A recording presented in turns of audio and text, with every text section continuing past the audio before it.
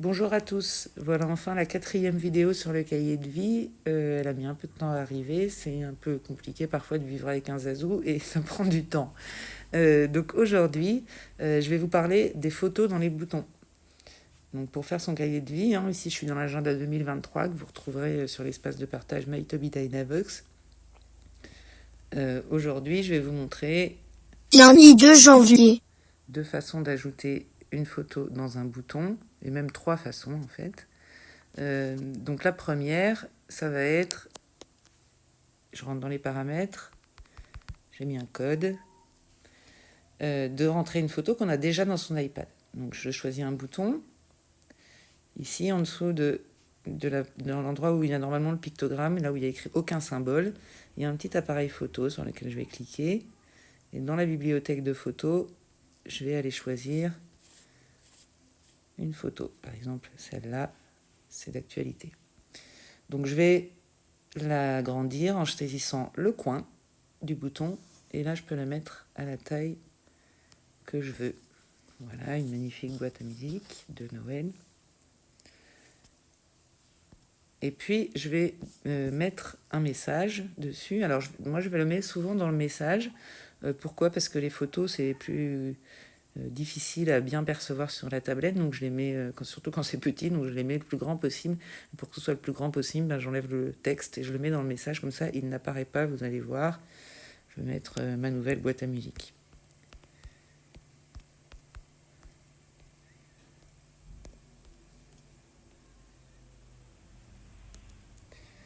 Donc voilà, donc ici, j'ai pas le texte écrit, mais par contre quand j'appuie dessus, Ma nouvelle boîte à musique. ça dit bien ce que j'ai écrit.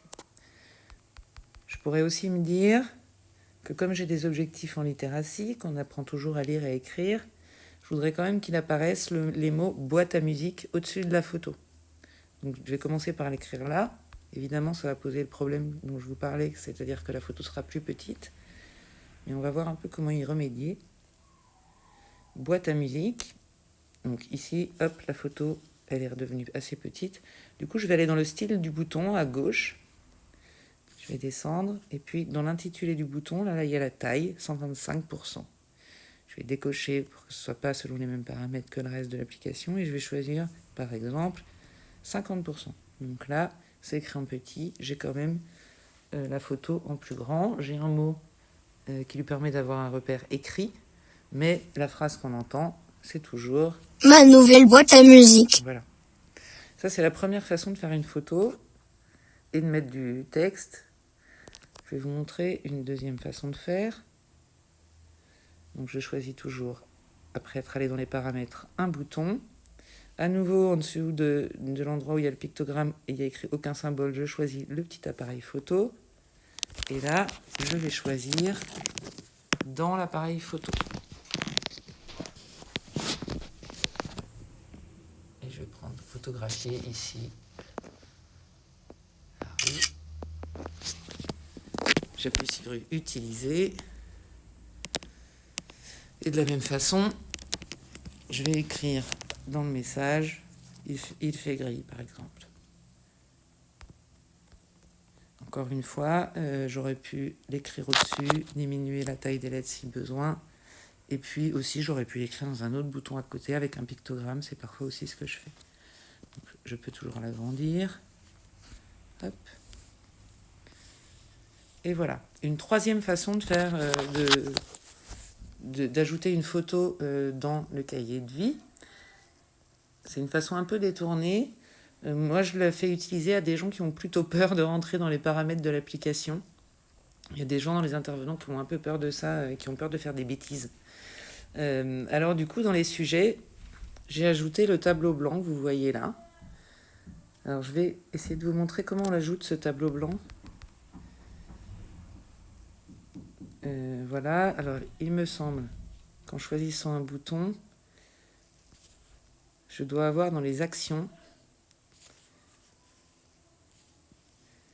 je cherche en même temps que je vous montre. Ouvrir tableau blanc, ici. Et donc si j'appuie là, vous voyez, ici je l'ai bien. Ouvrir tableau blanc. Donc si vous faites ça, vous allez créer un tableau blanc où évidemment il n'y aura rien dessus au début. Je vais supprimer ce bouton, sinon Zazou va s'y perdre. Et puis je vais aller dans l'autre tableau blanc.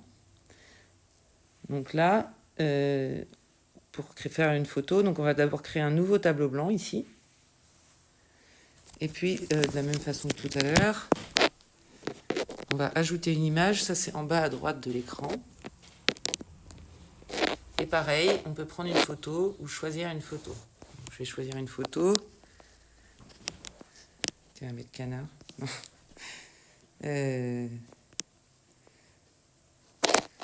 Voilà, donc ça, c'est un petit visuel qui a été fait pour autre chose. Donc par exemple, là, il y a une photo. Donc c'est très bien, on a mis une photo. Et maintenant, on va pouvoir ajouter des choses écrites. Hein. Vous voyez, on le voit un peu là à gauche. Donc on peut choisir la couleur avec laquelle on va écrire. Coucou. On peut évidemment dessiner. Si votre enfant dessine, n'hésitez pas à le faire dessiner directement. On n'est pas du tout obligé de mettre des photos. Et puis quand on a fait ça, on fait une capture d'écran, tout simplement. Hop, une capture d'écran.